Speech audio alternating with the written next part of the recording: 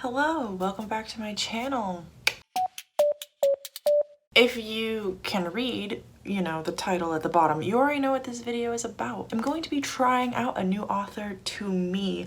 I recently got my hands on You Must Not Miss by Katrina Leno and then Horrid by the same author, and I'm really excited to be reading both of these, but my Barnes & Noble did not have a third book by her, and I just like the number 3, so I picked up from eBay, maybe somewhere, I picked up the third one that I want to be reading, and I thought I'd start the video off by opening it up with you. Katrina Leno writes more contemporary YA books, which is something that I usually don't have a huge interest in, but I've heard great things about You Must Not Miss and Horrid, and I'm just really kind of in a more horror-y mood. I'm really in a weird mood. Like, I want to read weird books, and I know that her books can be that, so I thought I'd give her a shot this next coming week. So the third one I'm going to be trying is The Half-Life of Molly Pierce on Goodreads. Each of these are marked as YA. I know that none of them are going to be adult, but I think that they're all going to be enjoyable to some extent. They all have kind of low ratings on Goodreads. I think that Horrid has like a 3.7 something. The Half-Life of Molly Pierce has like a 3.6 and You Must Not Miss has like a 3.3, but I think that part of that is because people went into the books not totally knowing what to expect. I know to expect weirdness. I know to expect a lack of plot. I only have one earring in. I know kind of what I'm getting into. I think that I'm going to like You Must Not Miss the most, and then Horrid, and then The Half-Life. I'm not totally sure about how that'll turn out, but we're gonna see. If I had to make a bet right now, or a prediction of what I would rate these books right now, I think I'm gonna rate You Must Not Miss a 4.5. I think I'm gonna rate Horrid a 4, and I think I'm gonna rate The Half-Life of Molly Pierce a 3. I don't know much about these books, so I guess I'll just have to talk to you about them as I read them and find out what they are actually about. But they're all pretty short. I think they're all between 200 and 300 pages, so I'm really hoping I can knock them all out in a week. Hey, so yesterday was when I started this reading vlog, and I managed to read 90 pages of You Must Not Miss. So I'm here. I am loving the book. I decided yesterday I was going to tab it, and based on my tabbing system, if you've seen any of the videos before where I tab books, I do a 3 system tab. Now you're probably curious because you can only see 2 colors here. These are the colors I'm currently using. I do a tab for things I love, I do a tab for things I hate, and I do a tab for things that are important. When I say love or hate, I don't mean that necessarily good things are happening. Like, if bad things happen that I enjoy or I think are helping the plot or I think are important to happen, they would get tabbed with love. For this book, I was going to be tabbing love with pink, yellow for hate, and purple for important. And as you can very well see, there's no yellow. I'm freaking loving this book. The only reason why I don't think I didn't finish it yesterday is because I read as long as I could, and then I had plans, and I spent the night at my brother's house afterwards, so I couldn't pick up the book anymore. And today, unfortunately, I have to be an adult and do adult-like things. It's awesome. I recommend, yet I also understand kind of why it has low ratings. I don't totally understand why it has low ratings, honestly. I get why it might not be the best for everyone, but I don't get why it has such low ratings. I'm about to get to the part that I think might be the turning point for a lot of people, so let me tell you really quickly what this book is about. We are following a girl named Magpie. I think her real name is Margaret, and her family just calls her Magpie as like a nickname. So her mom is an extreme alcoholic. Her sister has left and gone away to college. Her dad cheated on her mom with her mom's sister, and her mom kicked her dad out. So she is basically raising herself. She's a sophomore in high school. She has just lost her best friend for reasons that we don't know at this point in the book, although I have speculations as to what it is, and if I'm correct, I'm going to cry when I read it because it's going to be extremely hard to read. So I'll let you know if I'm correct or not, but I won't tell you what I think the speculations are. So she has like started to make some new friends in high school. She started to try to turn her grades around. It's been about 6 months of her basically failing and kind of falling into depression, falling into not caring, falling into having no reason to live and no reason to support her mother at all, because her mom is basically sitting at home all day drinking, not paying bills, not going to work, not doing anything, not cooking dinner. So Magpie is starting to make some friends, starting to possibly have a crush on a boy, starting to kind of see that this isn't normal, yet also starting to be supported by friends who are normal. Like, her old friend wasn't not normal. I just think that her old best friend, whom she has lost at this point, wasn't a positive influence in her life. It is, I wouldn't even say it's slow. It's just the way it's written, not a lot happens, but I really love how it's written, and I'm so excited to be picking up another book by Katrina Leno in this video. What are some good examples that I can find? Here, I'm actually going to read you this paragraph because I think this is a good representation of kind of how the writing goes, and if you like this, then you might be into the rest of the book. Algae, she remembered suddenly and spoke the word aloud, her voice so soft that it got trapped inside the sun hat and reverberated there for a moment. Through the cracks in the woven hat, Magpie could see sun, blue skies, trees. There was 1 month left of her sophomore year of high school, and she had decided, after a mountain of evidence to support it, that the entire world was a joke. So pretty much that's the entire story. It's a lot of Magpie kind of thinking about things and dealing with things. She has this notebook that she writes in about this imaginary world that she's created called Near, and it's this perfect place for her. And where I'm at, I hope this isn't too big of a spoiler, I believe she's actually about to go into Near with a friend. So I don't know if this book is going to lean into magical realism or if it's going to stay realistic contemporary, but I'm really curious to know and to continue. Okay, here's where I'm at in this book. I've officially used so many tabs that I ran out of pink and purple on the set I was using. So I pulled out a brand new set, and apparently I've already started using this one because I swapped the pink for orange because I don't like orange and I like the pink color. There were no more pinks, so I had to pull out the rectangle ones because I don't have any more arrow ones. What I do is I just keep a blank one of these and I stick the 3 colors that I want on it so that I'm not walking around with like a whole thing of them, and then I use this as my bookmark. This is unimportant to the story. I am on page 169. It's actually like way later in the week. I didn't get to do much reading this week at all, and I'm really disappointed in that. So the other day when I told you I was going to read like 90 pages, I think I read like 10, and I've read maybe 20 more since then, beyond today, where I'm just kind of sitting and reading. I'm loving the book. I'm really loving it. I honestly kind of want to sit down and just finish it tonight, but it's already 9:30 and I have 130 pages left. It'd be really nice just to read kind of until I fall asleep and then pick up tomorrow and finish tomorrow morning. Looking at the tabs, sorry, this light and angle kind of sucks. I have 1 yellow and the rest are pink and purple. So pink was love and purple was important.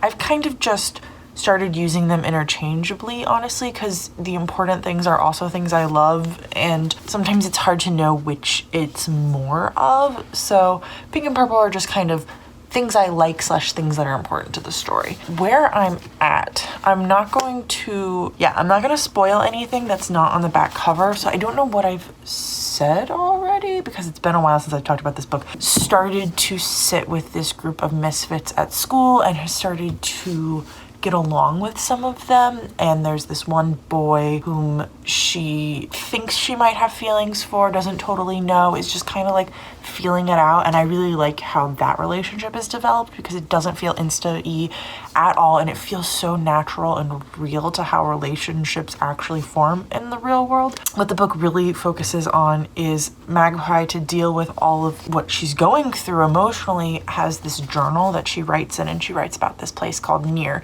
and it's this like imaginary world where everything is perfect for her. She writes these things like, in Near it is always warm, in Near there are no people, in Near the grass is lime green. One day she ends up in Near, and I wasn't expecting that, honestly. I wasn't ready for it to be so magical realism. I thought Near was gonna stay a metaphor for her like dealing with grief, but it like was a real thing. And so I'm at the part now where she is going back and forth between the worlds and starting to take things out of Near into the real world and take things from the real world and put them into Near.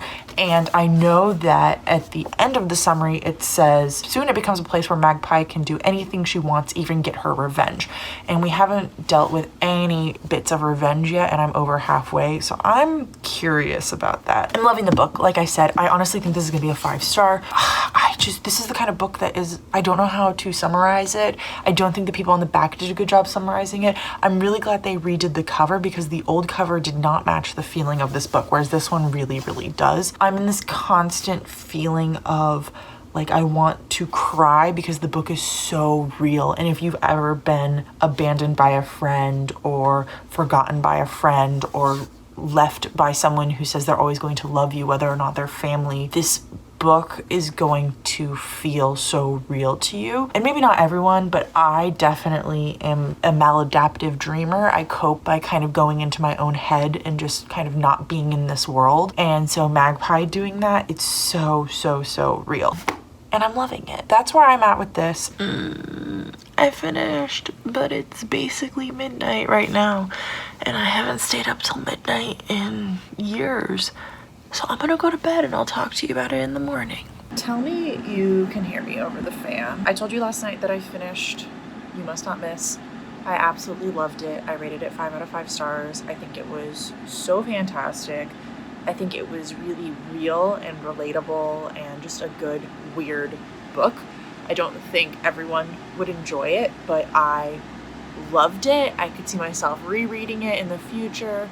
The ending almost made me cry, but it was like short just a little bit and it just didn't quite get me too teary-eyed. The girl goes through what I thought she was going to go through at the end. The ending was really, really odd. It kind of leaves off in this, not so much an open ending, but this unknownness to it, and I loved it. I thought it was so appropriate and so good, and I'm glad that the author chose to make that decision.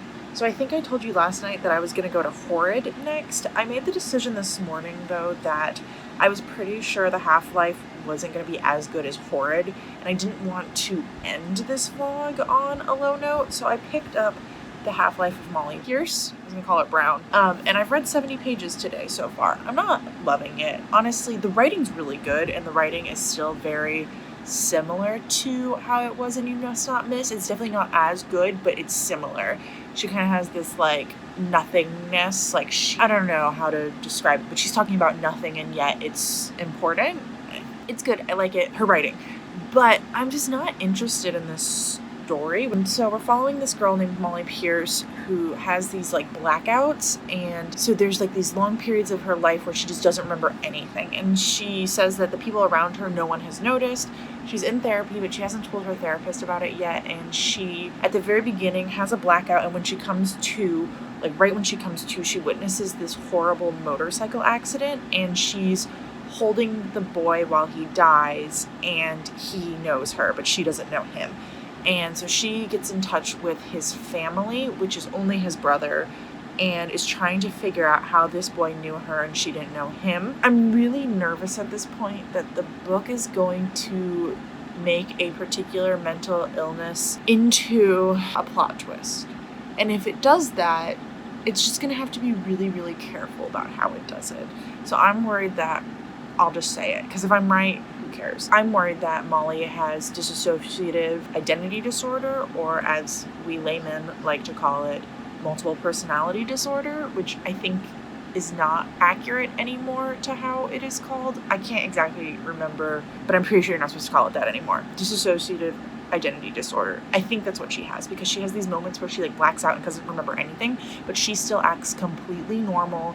And there was a moment at the beginning where someone called her a different name, and she was like, I don't know. And then they're like, oh, Molly. And then she was like, yeah, that's me. Her other identity could have known that person by that name.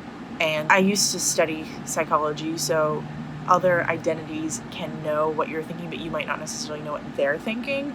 and they are very accurate at living in the body, in the system, as you would. So like your closest friends and family might not know that another identity has surfaced, and you might not know that either. You might just know that there's long periods of time where you're not paying attention. Now, long periods of time with no memory is also a symptom of extreme depression, which Molly has said that she has, and she was supposed to be taking medication for it, and she went off her medication for it. So it could just be that, but I'm just, I don't know, I just have this gut feeling that it's going to be something more, and I'm not sure how I'm going to feel about that. I'm going to try to finish it today. I don't know if I'll actually be able to. It might be tomorrow morning that I finish it up, but I think if I just sit down and try to knock it out kind of all in one is going to be the only way I actually read this book. That if I like break it up and read it slowly over time, I'm never going to want to finish it. So I have finished The Half-Life of Molly Pierce. I literally moved from the chair to the floor, so it looked like I hadn't been sitting in one spot and reading the entire day, but I have just been sitting here and reading this book all day, and I finished it basically in one sitting. I got up to pee a few times, but anyways, let's talk about this book. I don't want to spoil things, but if you look up anything online, you're already gonna know. So I will say that the book did talk about dissociative identity disorder, which I will just refer to as DID from now on in this video. So it did talk about that. The main character did have it. I would say from everything that I have learned about it, very accurate. But I myself do not have DID, and I do not personally know anyone who does, although I watch a few YouTubers who have it and talk about their experience. And from what I have seen, it was very accurate. But I'm gonna link down below some, at least my favorite one, so that you guys can do some more research and learn from actual people who are battling this disorder. Now, I liked the book, maybe. I felt like the book was fine. The writing was good. It wasn't to the same standard as You Must Not Miss, but again, this was written before that, so I guess I can't hold it to that standard. I didn't like the characters. I felt like a lot of the decisions around Molly's disorder were not good, especially because they decide not to tell her about her other personality, her alter, and there's reasons for that, but it also kind of felt like her family was gaslighting her a little bit, her family and her friends. So I didn't like how that was handled. I also didn't love that at one point, like, she kept asking people throughout the book, am I crazy, am I crazy, am I crazy? And everyone kept saying no. And then at one point she asks her brother, and he's like, kind of. And that's not cool, because people with DID are not crazy. They're not. People with depression aren't crazy. They're fighting a serious illness or disorder. So I didn't like that, like, one line, but that was one sentence, so I could get over it. But I didn't love the ending of the book. It made it feel like Molly cured her alter, like cured herself of her alter. By the way, I'm going to spoil the ending now, apparently. And I didn't like how it made it feel like people with DID aren't whole, they aren't complete if they have alters, or how they are cured once they get rid of all of their alters. I don't think that any of those terms are helpful or accurate, and I think that this, when was this written? 2014. Oh, it says it right here. Okay, yeah, it tells you right in the summary that she has DID, so I don't feel bad saying that now. So this is written in 2014, and I don't know, there's a lot of issues that happen with disabilities where characters who have disabilities are considered in the media to not have a full life because of their disability, and then they can have a full life once they're cured of that. And I always forget the name of the freaking book, but there's a book about it, and I'll try to link it somewhere if I remember, that talks about how that's not healthy or accurate and how you're still a whole person. Mostly, I wasn't super interested in it. It was really confusing at points, and it didn't handle certain things well, but at the same time, it handled other things extremely well. I was surprised that it didn't try to go into the whole entire, like, oh, people with alters, people with DID are insane or criminals, which a lot of media tries to portray them as. So I was happy about that, and I was happy about, from the research I've done, how accurate it seems to be. I guess I'll tell you what I ended up rating it when I start Horrid and come to you to talk to you about that. So my book club decided to do a casual 24-hour readathon, and today's the next day after I read The Half-Life of Molly Pierce, but I decided to pick up Horrid, which I've taken the dust jacket off of, and I am officially 100 pages into it. I don't know if I'm actually gonna be able to finish it today, but I'm gonna try, and I think that if I can stay focused and I don't get too distracted, that I should be able to do it. Two things I want to say before I get into that. Actually, three things I want to say before I get into Horrid. One, I'm making popcorn, so if you hear weird popping noises later in the video, that's what's going on. Two, I forgot to mention somehow that in You Must Not Miss, there is trans representation, and I really liked how it was done because the trans person was the love interest, and I feel like you don't get to see that very often. I don't know, it was just handled really well and I really liked it. But I'm done talking about that book. Number three, I didn't tell you what I ended up rating The Half-Life of Molly Pierce. I ended up rating it a 3-star. I compiled it and it was like a perfect 3. It like wasn't too close to being a 2 and it wasn't too close to being a 4.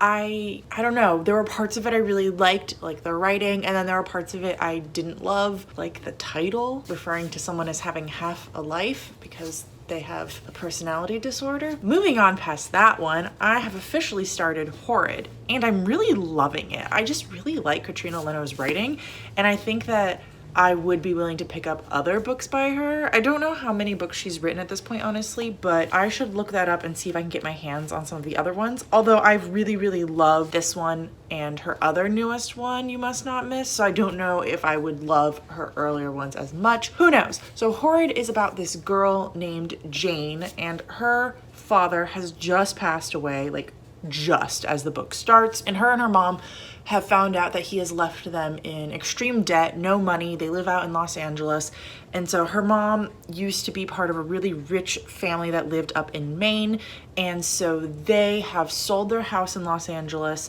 and moved back up to the house that her mom inherited when her parents died, and they're going to try to basically make it look really nice and then sell it so that they have enough money to move back to Los Angeles, hopefully.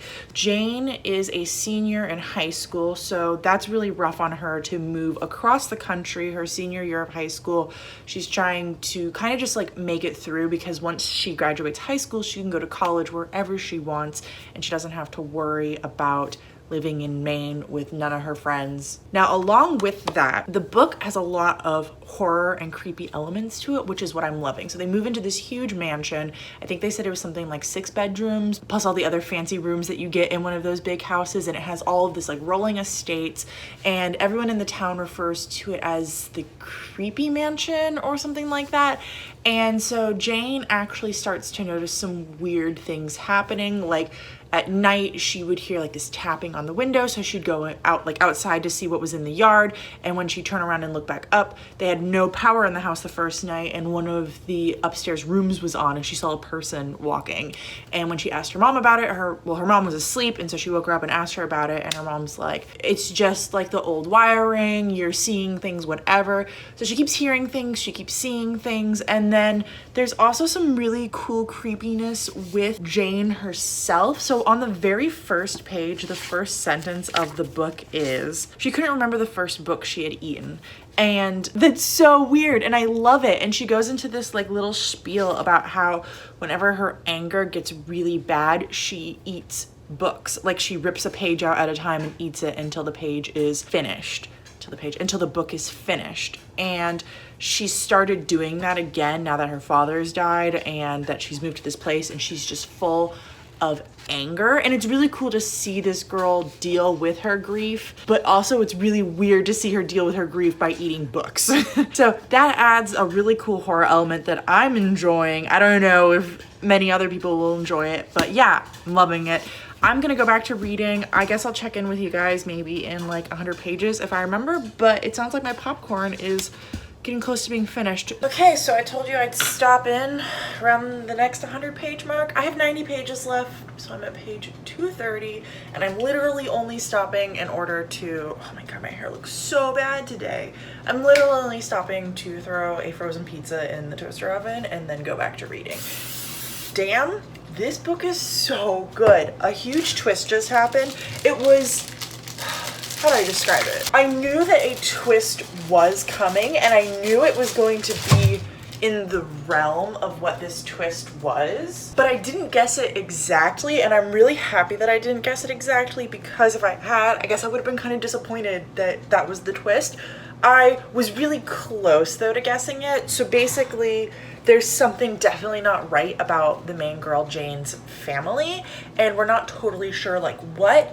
My guess, and I'll tell you what my guess was, but I will not tell you what the accurate thing is. My guess was that her grandparents weren't actually her mom's parents, and I was kind of wondering if maybe they had had a daughter who had had a teenage pregnancy, and then they raised her daughter, which was Jane's mom, as their own daughter, and then something had happened to Jane's grandma, so Jane's mother's mother, who would have had the teenage pregnancy. But that is not what happened, but it was something kind of similar to that. So I have 90 pages left. I'm gonna go sit on the couch, read as much as I can while this is warming up, hopefully finish the book before it gets dark, because I don't want to be spooked tonight. So I finished Horrid. I cannot believe that I read 2 Katrina Leno books this weekend, and I read each of them in one day. Time to put the dust jacket back on. So here's the cover. The same woman actually did the cover for You Must Not Miss and Horrid. She's really cool. I can't remember her name, but you should follow her on Instagram. I'll try to remember to link her down below. I loved it. I really, really enjoyed it. It had lots of spookiness. I like that the ending was open-ended. I like that not everything was necessarily answered to the fullest extent, but we still got to understand all the important things that we needed to understand for the story. Didn't like it quite as much as You Must Not Miss, but I really, really, really enjoyed it. So I ended up rating it a 4.5 out of 5 stars. I really don't have much to say now at the end. The atmosphere was beautiful. The writing was absolutely beautiful. The characters were fine. I didn't feel like super attached to any of them. I did really like the main character, Jane. I feel like her mom, Ruth, had a lot of issues she needed to work through, but that was the point of the story. Yeah, it did it for me. I felt creeped out, but I didn't necessarily feel scared, which I think is what the book was trying to go for. Oh, I just love that there's like matte and gloss elements. I don't know how well you can see that, but yeah, see? There's like matte and gloss, and it's colored pencils, and it's paint, and I'm getting off topic. Let me go get the other one. So these are the 3 books that I read of Katrina Leno's. I'm definitely curious, because I think she has 2 more books out, and I think I'd be willing to try those other 2 books, especially the one that has the word salt in the title. I can't remember what it's called. This is the order I read them in. First, You Must Not Miss, and then The Half-Life, and then Horrid, and I ended up rating them in this order: 5, 4.5, and 3 stars. I'm really glad I did this. I really enjoyed it. And just a little hint for you all, I liked this structure so much that I am going to be doing this type of video for another author very shortly. And by very shortly, I mean within the next 2 weeks. I'm not gonna tell you who that author is, but after I do that author, I have plans for another one. So let me know down below if there's any authors you'd like me to check out, because I'm curious and I'd like to check out some authors. And this wasn't my normal type of genre or type of book to read by any means, so I'm glad it worked out so well. Anyways, that's all from me. Let me know if you've read any of these books, or if you're thinking about reading any of these books. I don't think they're the books for everyone, honestly. I think a lot of people wouldn't enjoy most of them or any of them, but I really enjoyed them, and I'm excited to find them a permanent place on my bookshelf. Thank you for watching. I appreciate you. I don't remember how my outro goes, but until next time, I will talk to you all in the comments. Bye.